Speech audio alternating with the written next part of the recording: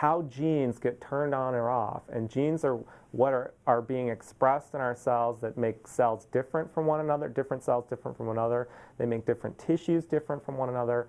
How these genes are turned on and off, and the basic machinery that accomplishes that, that's the enzyme that we study. Now, our complex, which is called RNA polymerase II, is essential. So you can't just knock it out and ask what happens to the cell because the cell's just dead. I decided to undertake a genetic approach to identify mutants in different parts of this enzyme that maybe had different effects in cells. And we could look at these different mutants to understand possibly how this process was regulated and what types of things could go wrong when you have different mutations.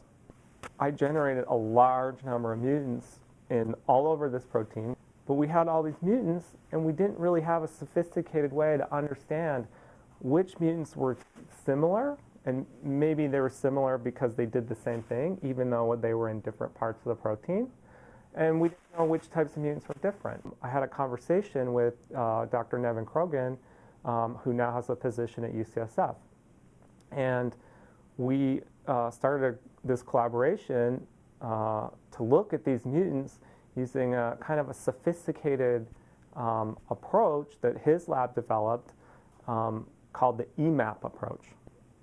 Long story short, this approach allows us to get data, many thousands of data points for every single one of our mutants. So instead of just measuring one mutant for maybe one phenotype or two phenotypes or three phenotypes, we actually were able to measure each mutant for over 1,000 phenotypes. And these phenotypes are how our mutants genetically interact with mutants and other factors. And what all these data points give you are a profile.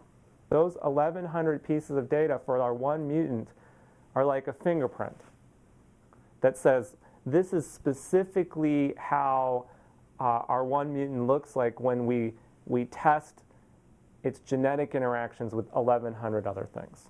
And because we've measured their behavior 1,100 different ways, we actually have, it gives us a high resolution approach to understanding this big structure. We can start to get functional information on all the little pieces of this big giant structure.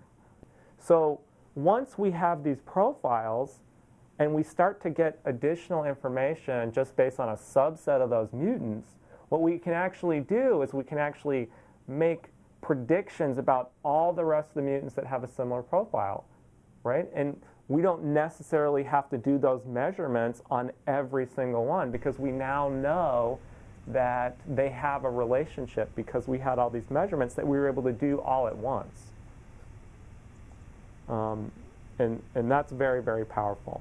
So this is a process that if we understand how it works at the very, very fine level, at the molecular level of the activity of this complex that we study, which affects all sorts of genes all over the place, every single gene, we feel like it'll give us a much better handle to predict how things go wrong when they do go wrong, or what is the mechanism of how things go right, for example, during development or during an organism properly responding to its environment.